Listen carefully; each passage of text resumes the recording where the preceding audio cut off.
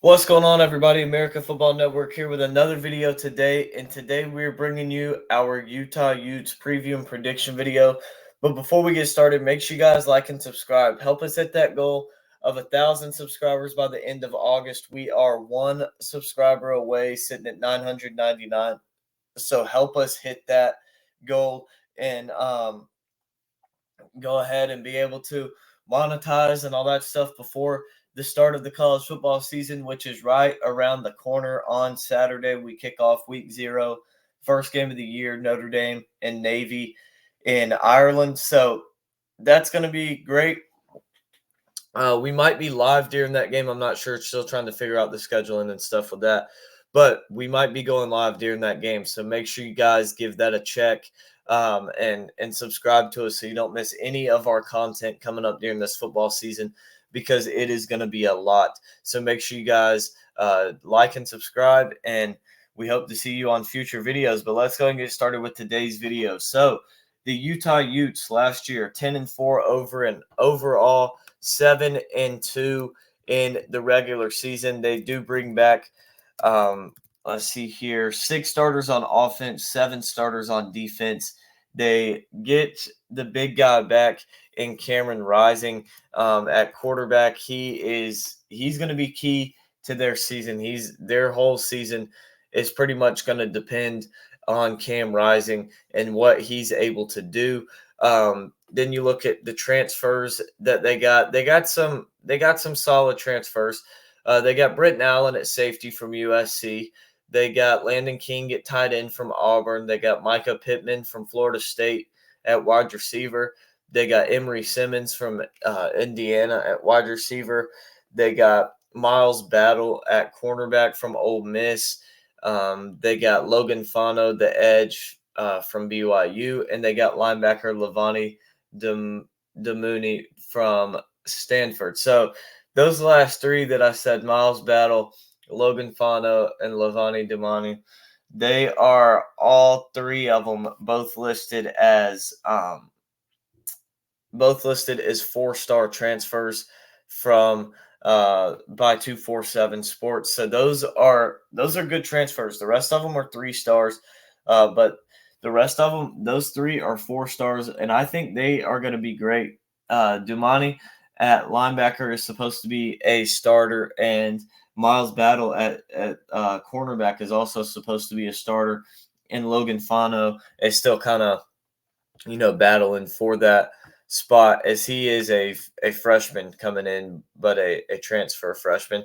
Then you look at their recruiting, Utah's recruiting. They get Spencer Fano at offensive tackle. I would imagine those 2 are probably brothers, and that's why Logan transferred in.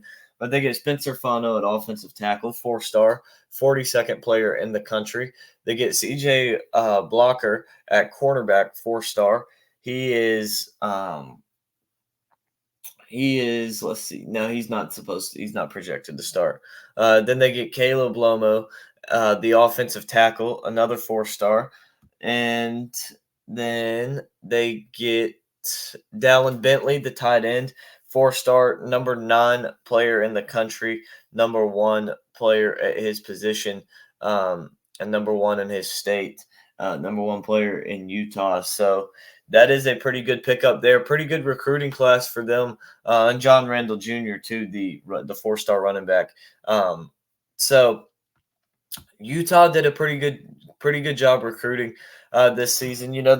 It's never a great recruiting spot to go. It's kind of hard to recruit great in the Pac-12 as well. Usually, it's just Oregon and USC and sometimes UCLA that actually do good. But I think that Utah has a lot of good pieces. I think they are in a tough spot in terms of the competition that they're going to face. They have a solid schedule. I would say they have a solid schedule, but let's go ahead and jump into that schedule and see how we predict Utah to go this season. So, week 1, they get Florida at home this year after the home and home. They lost last season 26-29. I think they win this season, and I think it'll be a much easier game for them this season. They don't have Anthony Richardson at quarterback for Florida. They're not playing in the swamp. I think things line up. They got a transfer quarterback in for Florida and Graham Mertz. I think that is going to be, something that Florida's going to have to work out in game. And so I think Utah's in a good spot as long as Cam Rising plays. There has been a lot of talk about his injuries recently, and is he going to be available for this game or not?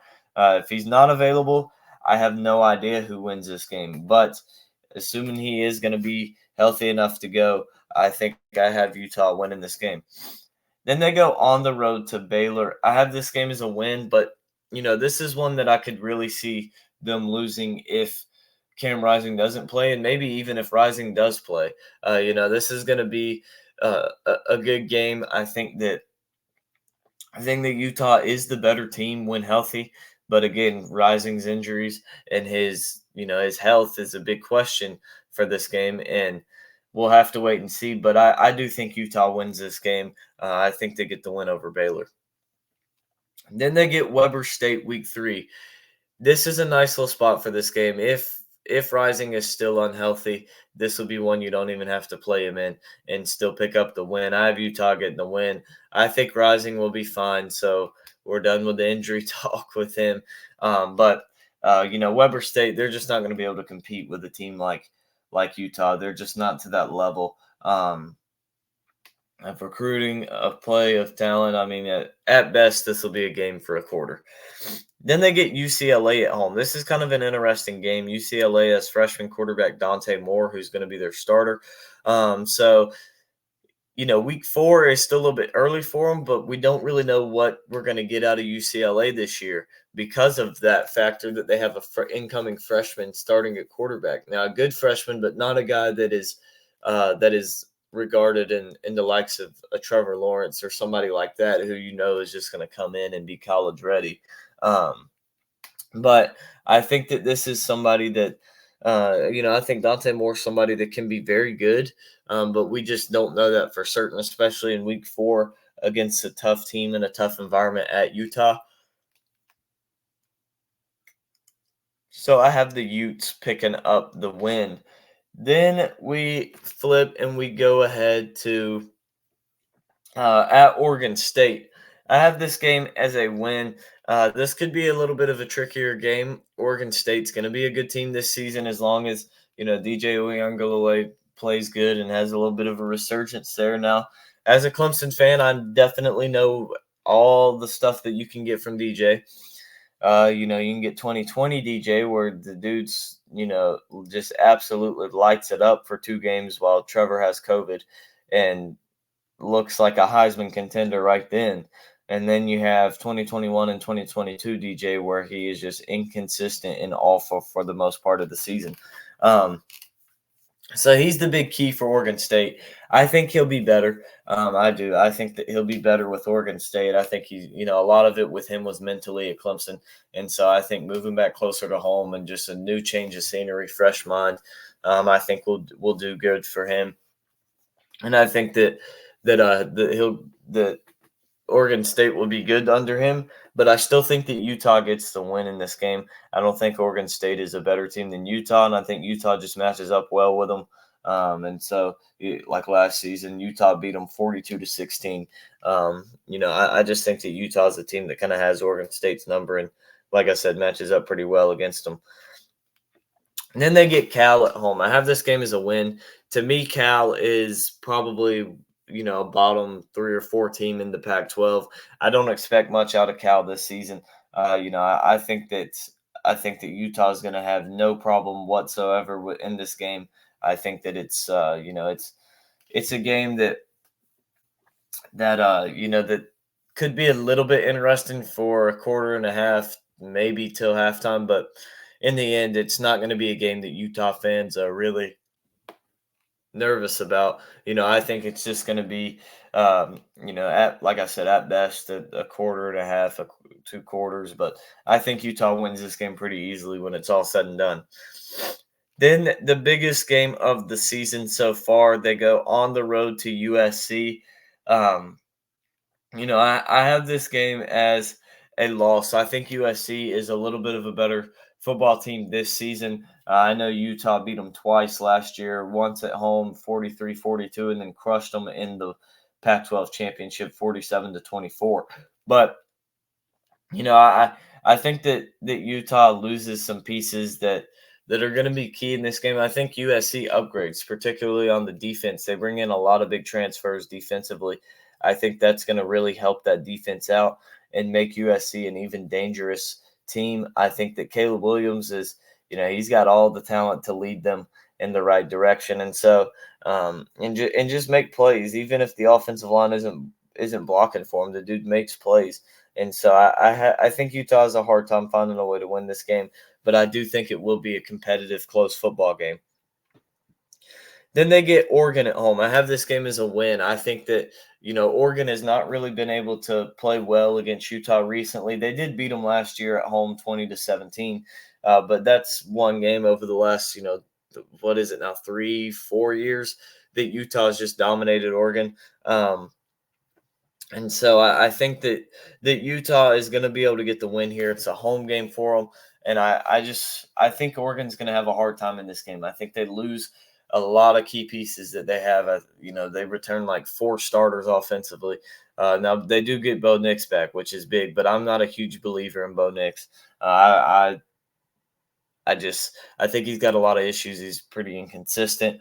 And I think that Utah gets the win against Oregon. I just think that, Utah has their number. I think Utah is the better team when you factor in it is a home game for them. And so I expect a win there from the Utes. Then they get Arizona State at home. I have this game as a win. I think that Arizona State is right there with Cal as one of the 3 or 4 worst teams in the Pac-12. I think Utah wins this game pretty easily and doesn't have much problem in it. Then they go on the road to Washington. I have this game as a loss. I find this game being an absolute shootout. Washington has probably the best passing attack in the country. Ohio State probably does once you see what you're going to get from the quarterback. But Ohio State's 1A, Washington's 1B, in my opinion, when it comes to passing offense this upcoming season. Michael Penix is going to be an absolute monster again. I think he very well could be a dark horse to win the Heisman. I haven't seen his odds, but I would imagine he's probably a good candidate to put some money down on for all of you guys out there that like to place bets. He would be one that I would put money on to win the Heisman. I think he's going to have an absolutely great year. I think they're going to have a lot of success in the passing game. That being said, their defense is awful, so I think Utah is going to be able to put up a ton of points as well. And I think this is going to be a shootout, and it's going to come down to which quarterback's better. And that's ultimately why I have this game as a loss for Utah. I love Cam Rising. I think he's a good quarterback. But at the end of the day, I do think Michael Penix is a better quarterback. I think that he's, just not only that, he's got more to work with offensively as well. But I trust Penix to make the plays late in games more than I trust Rising. And I think Penix is a better quarterback. Then they go on the road to Arizona.